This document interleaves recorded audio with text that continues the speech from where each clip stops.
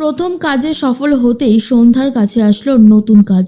সম্পূর্ণ জানতে দেখতে থাকো। গল্পের শুরুতেই দেখা যায় সন্ধ্যা নিজে ঘুমিয়ে পড়ে।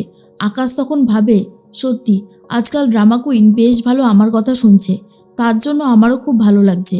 উনি যদি মনটা দিয়ে আমার কথা শোনে তাহলে তো ওনারও ভালো হয়, সেটা যে মাঝে মধ্যে বোঝাতেই পারি না। চাই বাবা, আমি নিজেও এবারে শুয়ে পড়ি। এরপর নীল তো শুয়ে পড়ে। আর কিছুক্ষণ এরপরেই সন্ধ্যা এসে আবারও ডাকাডাকি শুরু করে। তখনই নীল স্বপ্ন দেখে যে সন্ধ্যা এসে বলছে, কি হলো নীলবাবু, উঠুন, আর কত ঘুমাবেন? তখনই নীল বলে, সন্ধ্যা তুমি এসেছো? সন্ধ্যা তখন বলে, হ্যাঁ, না আসার কি আছে, আমি কি আপনার কাছে আসতে পারি না? দেখুন, আমাদের মধ্যে যতই ভুল বোঝাবুঝি থাকুক না কেন, আফটার অল আমি আর আপনি তো হাজব্যান্ড ওয়াইফ, তাই না? তাহলে আমরা কেন দূরে যাব? কথাটা শোনার পরেই নীল তো আকাশ থেকে পড়ে আর বলে, এসব আপনি কি বলছেন? তখন সন্ধ্যা বলে, কেন, আমি কি কিছু ভুল বলে ফেললাম? যা বলছি তা তো ঠিকই বলেছি। আমি তো আপনাকে ভালোবাসি। আচ্ছা, আমাকে একটা কথা বলুন তো, আপনি আমাকে ভরসা বিশ্বাস করেন তো, হ্যাঁ কি না? তখন নীল বলে, করি তো, অবশ্যই করি। সন্ধ্যা তখন বলে, আমিও আমিও আপনাকে ভরসা বিশ্বাস দুটোই করি, বুঝেছেন? চলুন, উঠুন তো এখন দেখি। এরপরেই নীল বলে, দাঁড়ান না, আপনাকে আগে একটু জড়িয়ে ধরি। এরপরেই সন্ধ্যাকে স্বপ্নের মধ্যেই জড়িয়ে ধরে নীল।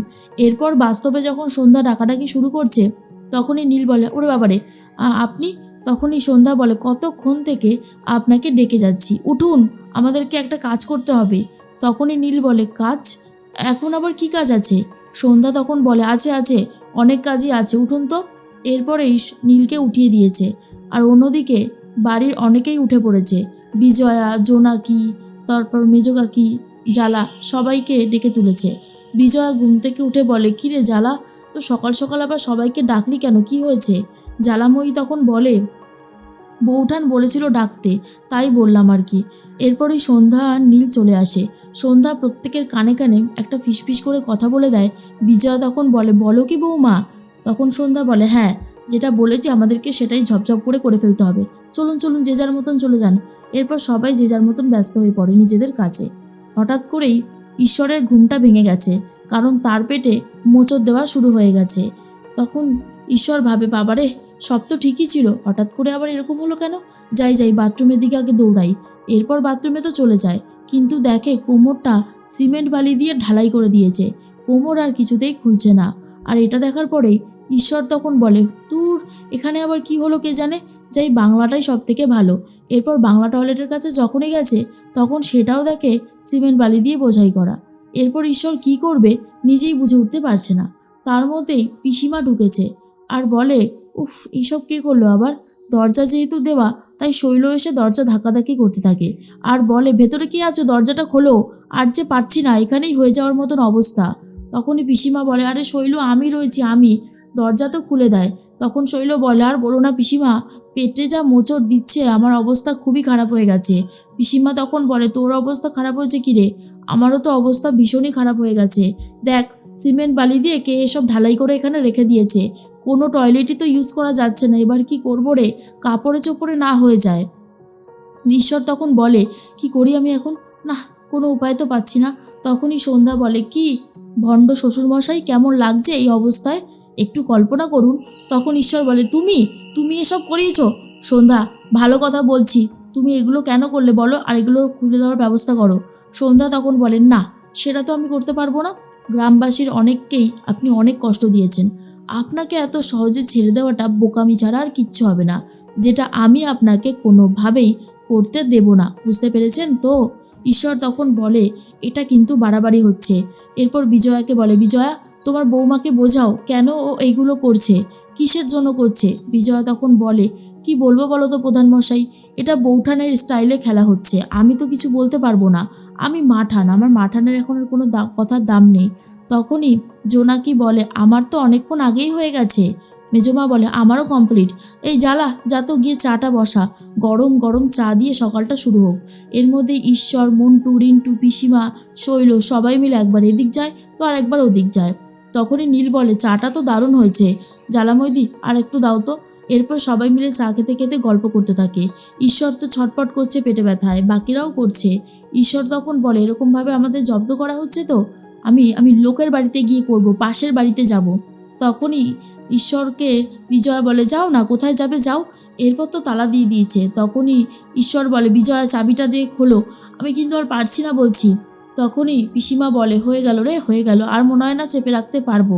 তখনই বিজয়া বলে, এখানে যদি করেন তাহলে নিজেকেই পরিষ্কার করতে হবে, আমি কিন্তু লোক দিয়ে পরিষ্কার করাতে পারবো না।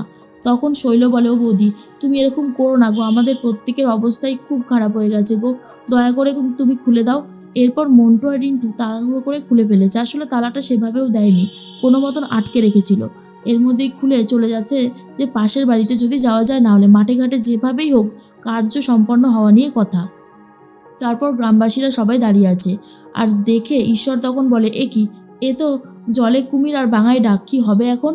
তখন গ্রামের বউরা বলে, পাড়ার মধ্যে অসভ্যতামি করা হবে না, যান গিয়ে নিজের বাড়িতে করুন, এইসব জায়গায় হবে না। আর আপনাদেরকে আমাদের বাড়িতেই বা কেন জায়গা দেব? ঈশ্বর তখন বলে, আমি হলাম এই গ্রামের প্রধান, আর তোমরা আমার কথা অমান্য করছো, ভালো হবে না কিন্তু, একদম ভালো হবে না। আর তখন গ্রামবাসীরা বলে, ভালো হবে কি খারাপ হবে সেটা তো পরে দেখা যাবে, আপনি অনেক অন্যায় করেছেন, গ্রামবাসীদের টয়লেট কেন বানিয়ে দেন না আপনি? এবার বুঝতে পারছেন তো কতটা কষ্ট করছে? আপনি তো একদিন করছেন, আর ওনারা প্রত্যেকটা দিন এরকমভাবে কষ্ট করছে, বুঝুন কেমন লাগে। বৌঠান যেমনটা বলেছে তেমনটাই করা হবে। বিজয়া বলে, ঠিক বলেছো তোমরা, বৌঠানের কথা অমান্য করে তার সাধ্য কোথায়?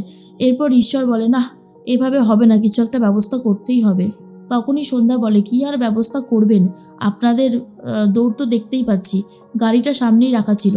তখনই ঈশ্বর বলে, এবার মনে হচ্ছে অফিসেই যেতে হবে, এছাড়া আর কোনো উপায় নেই। দৌড়ে দৌড়ে গিয়ে আগে গাড়িতে ওঠে। তারপর পিসিমা, শৈল, মন্টু, রিন্টু সবাই মিলে গাড়িতে উঠে পড়ে। তখনই মন্টু বলে, আচ্ছা দাদা, গাড়িতে তো উঠে পড়লাম, যাবোটা কোথায়? পেটের অবস্থা কিন্তু খুবই খারাপ। ঈশ্বর তখন বলে, চল চল আমার অফিসে নিয়ে চল, পঞ্চায়েতে চল আগে, এখানে আর টিকতে পারছি না। এরপর গাড়ি করে পঞ্চায়েতের উদ্দেশ্যে রওনা দেয়।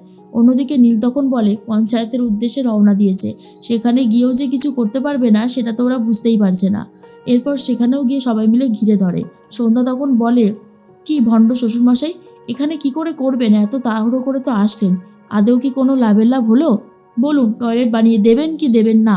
তখনই ঈশ্বর বলে, দেব দেব, আমরা আমাদের যা যা কর্তব্য সবটাই করব, কিন্তু তার আগে দয়া করে বাথরুমটা আমাদেরকে ব্যবহার করতে দাও, না হলে সবার অবস্থা খুব খারাপ হয়ে যাবে। আমি বলছি যখন টয়লেট বানিয়ে দেব, তো আমি দেব। তখন সন্ধ্যা খুবই খুশি হয়ে যায়। এরপর ঈশ্বরদেরকে বাথরুম করতে দেয় আর টয়লেটও ইউজ করতে দেয়। অন্যদিকে বিজয়া তখন সবার সামনেই বলে, আমাদের সন্ধ্যা মানে তোমাদের বৌঠান প্রথম কাজেই অনেক বেশি সাফল্য পেয়েছে, এবারে পরবর্তী কাজ আসলে সেটাও সাফল্য বৌমা পাবে। আমি এখন নিশ্চিন্ত হলাম, আমার এখন অবসর নেওয়ার সময় হয়ে গেছে।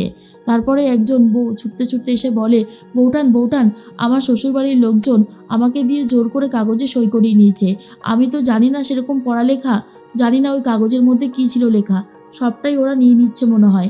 এরপর সন্ধ্যা বলে, সত্যি তো, আমাদের গ্রামে অনেক মেয়ে বউ আছে, আমিও আছি, যারা পড়াশোনা জানি না, আমাদের একটা ব্যবস্থা করতে হবে, এটা নিয়ে আমাকে এখন ভাবতে হবে। আর সন্ধ্যা এইসবই দেখবে বলে এখন ঠিক করেছে।